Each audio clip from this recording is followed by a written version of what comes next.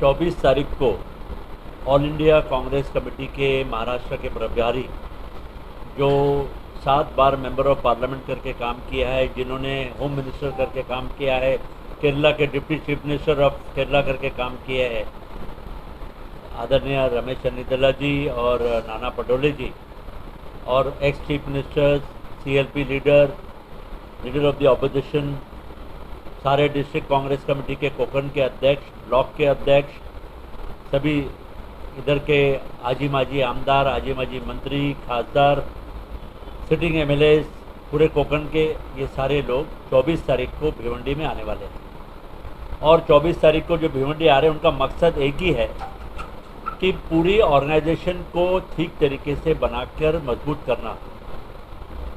पिछले फ्राइडे को, ये फ्राइडे छोड़ के उसके पहले वाले फ्राइडे में ऑल इंडिया कांग्रेस कमेटी के अध्यक्ष मल्लिकार्जुन खड़गे साहब ने दिल्ली में फ्राइडे के दिन एक मीटिंग बुलाई थी, और उन्होंने वेणुगोपाल जी और बाकी सब लोग मिलकर पूरे देश में हर डिस्ट्रिक्ट में एक एक प्रभारी बनाया है। जैसे मैं भिवंडी का प्रभारी हूँ, थाने ज़िले का प्रभारी हूँ, वैसा मैं मेरे जैसे पूरे देश के अंदर में प्रभारी बने। अब मेरी जिम्मेदारी ये है कि यहाँ पर जो ऑर्गेनाइजेशन है, जहाँ पर ऑर्गेनाइजेशन है, तो मैंने अपना काम पिछले हफ्ते से शुरू किया। कल मैं नागपुर से निकला, नासिक, इगतपुरी उतरा, इगतपुरी के बाद मैं शाहपुर गया, शाहपुर में मीटिंग लिए, वहाँ पे वार्ड वाइज मीटिंग लिए, कस्बे की मीटिंग लिए। उसके बाद मैं क्या नाम है उसका, मुरबाड़ गया। मुरबाड़ में तीनों ब्लॉक जो है आपके, उसके आजू बाजू के जितने ब्लॉक है, वो सारे ब्लॉक्स की मैंने मीटिंग ली। और मैंने वहाँ पर मुझे तीनों जगह से मैंने अपने BLA की लिस्ट ले लिया है।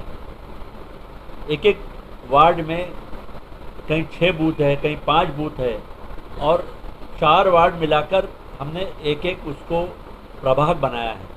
और हर प्रभाग में हमारे 20 से 25 बूथ, 20 से 25 BLAs हम लोग कहीं अपॉइंटेड है, कहीं अपॉइंटेड नहीं है।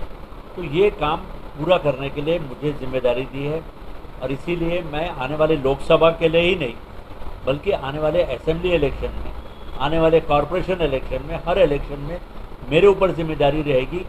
वहाँ पर अगर किसी को चुनाव लड़ना है, चाहे लोकसभा का चुनाव हो, चाहे असेंबली का चुनाव हो, चाहे कॉरपोरेशन का चुनाव हो, चाहे जिला परिषद का चुनाव हो, चाहे नगर पालिका का चुनाव हो, हर चुनाव में हमारी एक टीम रहेगी, और हमारी टीम पूरी BLA के हम काम करेंगे। और BLA सिर्फ इलेक्शन के लिए काम नहीं करेगा, BLA जो हम अपॉइंट कर रहे हैं पूरे 5 साल ये BLA एक्टिव रहेगा, और BLA को हम बराबर ट्रेनिंग देते रहेंगे। BLA को हम मजबूत करना चाहते हैं। राहुल गांधी जी चाहते हैं, मल्लिकार्जुन खड़गे साहब चाहते हैं कि BLA के थ्रू, क्योंकि यहाँ पे आगरी समाज भी हमारे लिए इम्पोर्टेंट है, मुस्लिम समाज भी इम्पोर्टेंट है, तेलुगु समाज भी इम्पोर्टेंट है, शाहपुर और मुरबाड़ में आदिवासी समाज भी इम्पोर्टेंट है, उनकी भी 1-1.5 लाख वोट है, हमारे मुस्लिम समाज भी वोट है, हमारे कुंभी समाज भी वोट है, हमारे आगरी समाज, ये सभी समाज को लेकर हम ये BLAs की कमिटीज़ बनाने जा रहे हैं।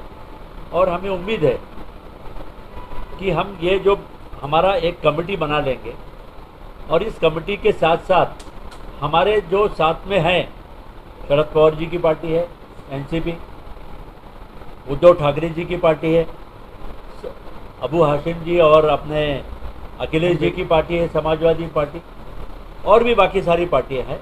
और कल हम यहाँ पे इंडिया के प्रोग्राम लेंगे तो हम समाजवादी पार्टी को भी लेके आएंगे, उद्धव ठाकरे को भी लाएंगे, और जरूरत पड़ी तो अंबेडकर और मायावती से भी अगर हमारा गठबंधन होता है तो उनको भी लाने का काम करेंगे, प्रकाश अंबेडकर जी को भी साथ में लाएंगे, और सबको साथ में रखकर भिवंडी में हम चुनाव लड़ने जा रहे हैं। हम सब लोग मिलकर भारतीय जनता पार्टी के जो तानाशाही है, भारतीय जनता पार्टी की जो उन्होंने झूठे वादे किए कि हम महंगाई कम करेंगे, अच्छे दिन आएंगे, रोजगार देंगे, 18 करोड़ रोजगार देना चाहिए था, कितने लोगों को रोजगार दिया। उन्होंने कहा था कि हम बुनकरों को बिजली के भाव कम करेंगे, कितना बिजली का भाव कम किया।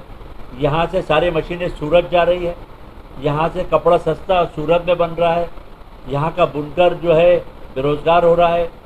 इन्होंने कहा था कि हम 18 करोड़ लोगों को नौकरी देंगे, नोटबंदी करके यहाँ की इन्होंने नौकरियाँ ख़त्म कर दी है और बहुत बड़ी तबाही हुई है। मैं कल मुरबाड़ में था, शाहपुर में था, जिस तरीके से किसानों की हालत ख़राब है, ट्राइबल की हालत बहुत ख़राब है, दलितों की हालत बहुत ख़राब है, अक़लियतों की हालत उससे भी ज़्यादा ख़राब है, दलितों से भी ख़राब है। जो केंद्र सरकार अच्छी योजनाएं लेके चल रही थी, सीताराम केसरी जी कांग्रेस के अध्यक्ष थे, सोशल जस्टिस मिनिस्टर थे, केंद्र सरकार में माइनॉरिटी की मिनिस्ट्री बनी थी। माइनॉरिटी की मिनिस्ट्री बनने के बाद में 11वीं और 12वीं के बच्चों को 12-12 हज़ार रुपये मिलते थे, वो बंद हो गए। मदरसे के बच्चों को पैसा मिलना बंद हो गया। स्मृति ईरानी आई तो नागपुर से हज की फ़्लाइट 90 हज़ार रुपये ज़्यादा, औरंगाबाद से 85 हज़ार रुपये ज़्यादा। विदर्भ के अक़लियत समाज के लोगों के साथ, मराठवाड़ा के अक़लियत समाज के लोगों के साथ अन्याय हो रहा है। एक ही स्टेट में 3 अलग रेट। देखिए, कांग्रेस के ज़माने में 3 अलग इस तरीके से टिकट के रेट अलग अलग नहीं होते। अब हमारा नागपुर और औरंगाबाद का हाजी सोच रहा है कि भाई मैं अगर 80 हज़ार रुपये एक हाजी को दूँ तो आदमी कभी भी हज करने अकेला नहीं जाता है, वो 5-6 लोगों को साथ में लेके जाता है, तो एक फैमिली को 4 से 5 लाख रुपए का नुकसान हो रहा है। तो इसीलिए तय किया है कि भाई हम बम्बई से जाएंगे अगर आप इस तरीके का बर्ताव आप लोग कर रहे हैं। आज आप देख लीजिए जिस तरीके से केंद्र सरकार ने एफिडेविट दिया था, पहले कांग्रेस इंदिरा गांधी जी ने हाजियों को सब्सिडी देने की बात की, आपने हलफनामा दिया कि हम जो सब्सिडी के पैसे हैं उससे माइनॉरिटी को एजुकेशन देंगे। आप तो माइनॉरिटी के जो एक्स्ट्रा एजुकेशन के पैसे देने चाहिए तब वो छोड़ दिया, और जो योजनाएं पिछले 15-20 साल से चल रही वो योजनाएं भी बंद कर दी आपने माइनॉरिटी के। आपने हज सब्सिडी बंद किया तो वो जो पैसा माइनॉरिटी के एजुकेशन को देना चाहिए था, हम चाहते हैं कि माइनॉरिटी जो है वो मेन स्ट्रीम में आए, और जब तक मेन स्ट्रीम में नहीं आएगा माइनॉरिटी, आप उसके ऊपर आरोप लगाते रहेंगे। आप बोलेंगे सिर्फ मदरसा बंद होना चाहिए, मस्जिद बंद होनी चाहिए, ये सब ऐसा होना चाहिए, वैसा होना चाहिए। भाई हमको आप चाहते हैं कि हम आगे आए, हम मेन स्ट्रीम में आए, हम देशभक्त बने, तो जब आएंगे जब आप हमको तालीम देंगे, जब हम तालीम अच्छी लेंगे तो हम मेन स्ट्रीम में आएंगे। देखिए, आज राहुल गांधी जी को आसाम के अंदर में मंदिर में जाने से रोका गया। कलेक्टर ने कहा कि राहुल गांधी मंदिर में नहीं जा सकते। किस तरीके के ये आप इस तरीके कर रहे कि राहुल गांधी मंदिर में नहीं जा सकते? आप कहते हैं कि राहुल गांधी के जो दादा नाना जो भी है ये मुसलमान थे। अरे पंडित जवाहरलाल नेहरू जी हो या इंदिरा जी के जो शोहर थे, उनके हस्बैंड थे फिरोज गांधी जो थे वो पारसी थे। अब आपने पारसी आदमी को मुसलमान बना दिया, तो क्या आप मुसलमानों के नाम से लोगों को टारगेट कर रहे हैं? जो लोग कांग्रेस में काम करते हैं तो उनको कहते हैं कि नहीं, ये कांग्रेस जो है इस तरीके की पार्टी है। भाई आपने माइनॉरिटीज़ के लिए क्या किया? आपने दलितों का फंड का दुरुपयोग किया, आपने आदिवासियों का फंड का दुरुपयोग किया, आदिवासियों का हक नहीं दिया। पूरे महाराष्ट्र में सबसे ज़्यादा किसान आत्महत्या कर रहे हैं। किसानों को अभी आप देख लीजिए, इतना ज़बरदस्त बारिश आ गई पूरे महाराष्ट्र में, अलग अलग जगह पर प्याज के भाव ठीक से नहीं मिल रहे, अंगूर को ठीक से भाव नहीं मिल रहा है, विदर्भ में कॉटन के भाव नहीं मिल रहे। हमारे नागपुर में जो ऑरेंजेस होते हैं, यहाँ पे ऑरेंजेस पहले बांग्लादेश हमारे ऑरेंजेस एक्सपोर्ट होते हैं, उसके ऊपर में आपने एक्स्ट्रा टैक्स लगा दिया, एक्साइज लगा दिया, तो जो इम्पोर्ट ड्यूटी है, एक्सपोर्ट ड्यूटी है, वो बढ़ा दिया आपने। वहाँ किसानों को मारने का काम कर रहे हैं, किसानों के हाल बेहाल कर दिया आपने। नोटबंदी करने के बाद में आपने कहा कि हर चीज़ चेक से होगी। देखिए, इस हिंदुस्तान के अंदर में कैश पैरेलल चलता है। आप रिक्शे में, मैं अगर मुझे कहीं से कहीं जाना है, 50 रुपये 25 रुपये देना है, तो मैं उसको चेक या कार्ड से ऑनलाइन पेमेंट नहीं करूँगा, मेरे हाथ में मैं चिल्लर निकालूंगा, उसको चिल्लर दूंगा। तो कैश इकोनॉमी आप ख़त्म नहीं कर सकते। हिंदुस्तान में सबसे ज़्यादा ताकत जो है वो कैश की है। जो आप लेबर पेमेंट करते हैं, जो रोज़ काम करने वाला मजदूर होता है, उसको आप कैश पेमेंट करते हैं। तो इस तरीके से कैश अगर आप ख़त्म करने की कोशिश करोगे तो रोज़गार ख़त्म होगा।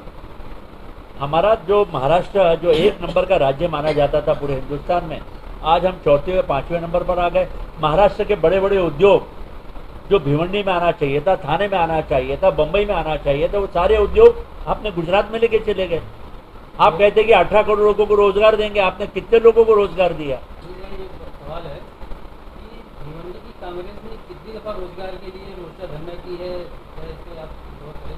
देखिए, मैं अभी प्रभारी बना हूँ,